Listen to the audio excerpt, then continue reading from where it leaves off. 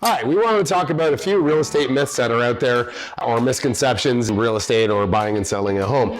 Elaine, what's a myth that you often hear about that is not true or that people should be set straight on? So oftentimes you can sit down with a seller and discuss what price they might want to list their house for, and then they inevitably say something like, well, maybe we should tack on a little bit extra. To leave room for negotiation, yes. Yes. So the reality is that you should be pricing at market value.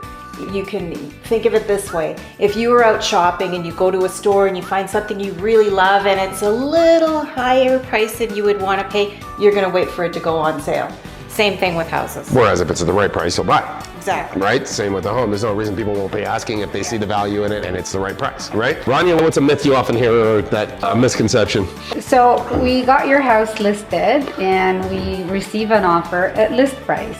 It's often a misconception that you gotta take it if you get list, right? So absolutely not. There's other terms and conditions in any offer. So even if you get the offer at full asking price, there's always other terms and conditions that we have to look into.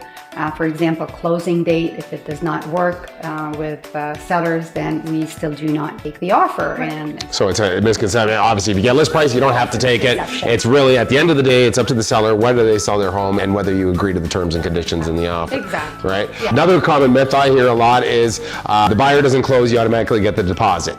Not the case. Or if they make an offer on the home and you get a deposit, it's conditional and it falls apart, you get to keep the deposit. Not the case. Deposits are held in trust by the listing broker generally. They hold that deposit in trust until closing and can only release it upon the lawyer's direction and both lawyers' direction. So if, for example, the buyer doesn't close, then the two lawyers, both on the buying and selling side, would have to come up to a mutual agreement what happens to that deposit. So definitely a myth. And well, if you want to talk about any other myths in real estate or have any questions, give us a call. We love talking real estate.